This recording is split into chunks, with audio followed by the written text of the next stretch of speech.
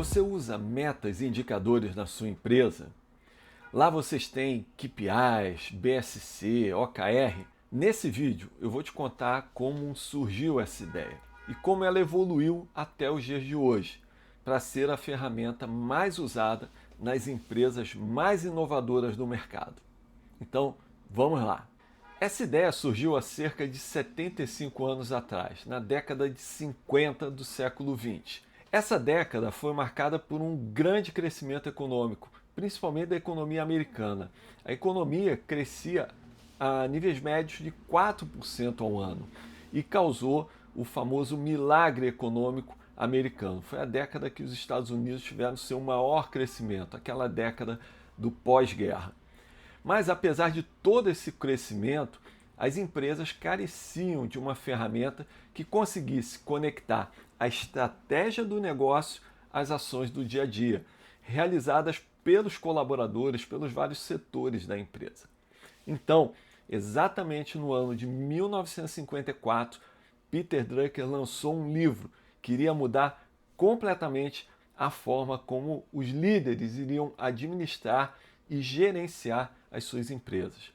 O nome desse livro era The Practice of Management, ou A Prática da Gestão.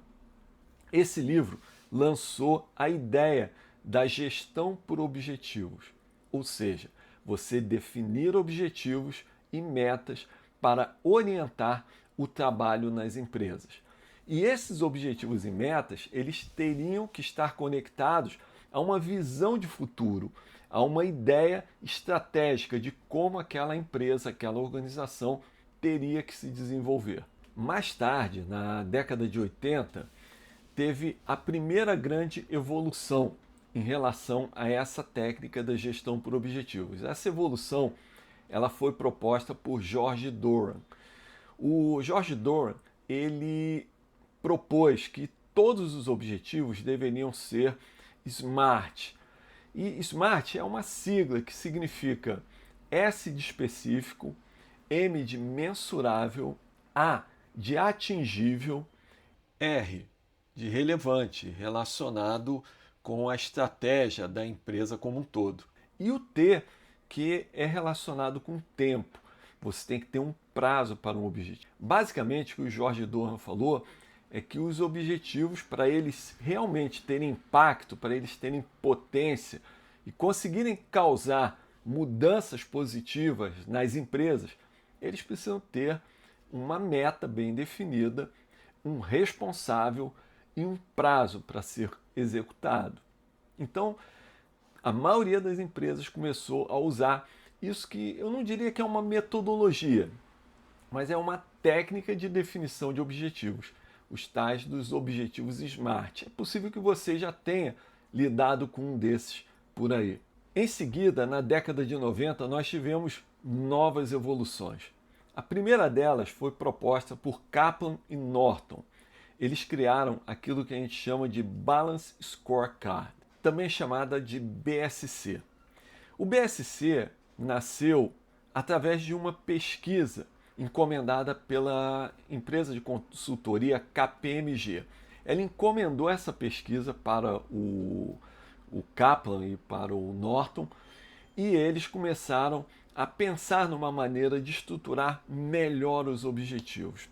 A metodologia do BSC ela indica que a empresa deve equilibrar os seus objetivos relacionados com 4 dimensões. A primeira dimensão é relacionada com aprendizado e crescimento, ou seja, foco nas pessoas, na capacidade, na qualificação, na motivação das pessoas. A segunda dimensão do BSC diz respeito aos processos, ou seja, como que aquela equipe, aquelas pessoas que foram capacitadas e treinadas na primeira dimensão vão utilizar a infraestrutura disponível naquela empresa para gerar produtos e serviços que vão ser entregues para o foco da terceira dimensão, que são os clientes.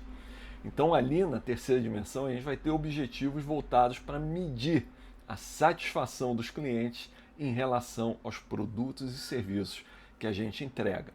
E finalmente a gente chega na quarta e última dimensão, que é a dimensão de consequência de todas as outras, que é a questão financeira. Então, os objetivos financeiros, lucro, faturamento, na verdade, são resultado das ações nas outras três dimensões. E isso é muito legal, porque até então as empresas se preocupavam basicamente com o resultado financeiro. O que o Kaplan e Norton fizeram foi dizer claramente o seguinte: olha, o resultado financeiro ele não é um fim em si mesmo, ele é consequência daquilo que você faz em relação ao aprendizado e crescimento, em relação aos processos e em relação à satisfação do cliente. Os objetivos e metas financeiras são consequências. Na década de 90 também surgiu uma outra metodologia muito importante que é brasileira.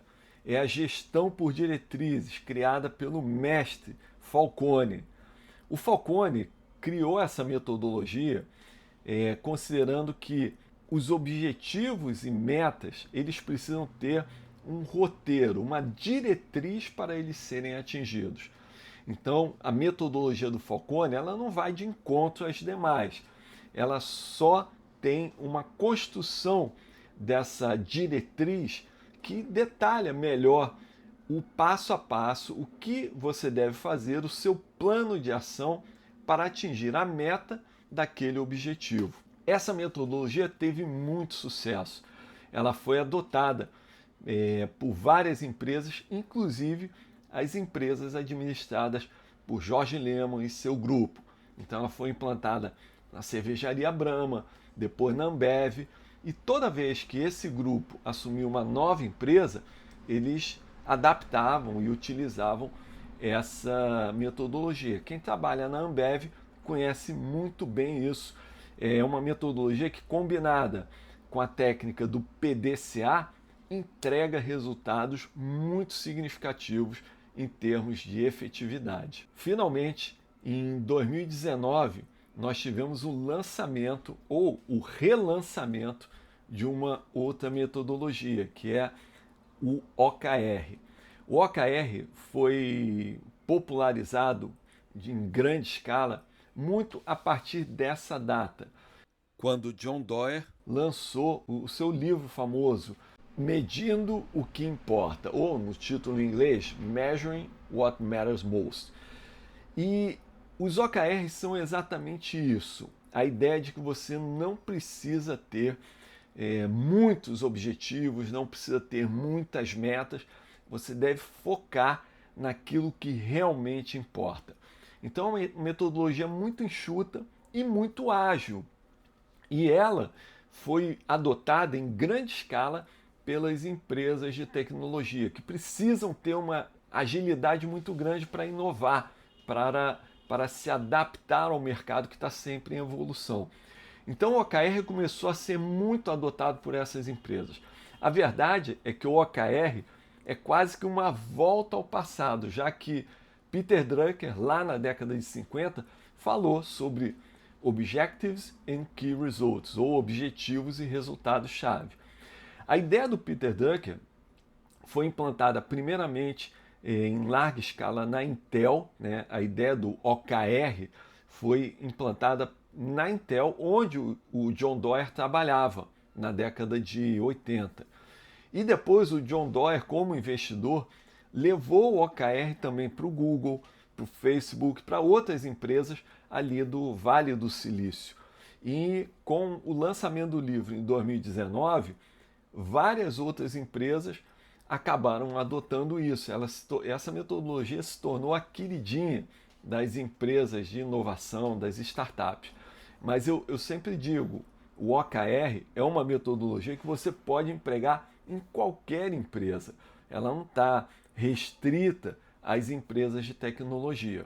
A verdade é que todas essas metodologias elas são variações da ideia original do Peter Drucker, que ele lançou lá na década de 50.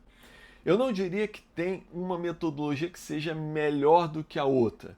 Você tem que conhecer as metodologias, combinar elas, você pode adaptar elas ao que você precisa na sua empresa, ou então adotar aquela que você achar mais conveniente.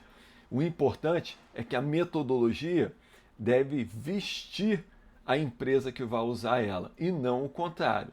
A empresa não deve mudar totalmente a sua cultura, a sua maneira de trabalhar para se adaptar a uma metodologia. Eu acho que deve ocorrer o contrário.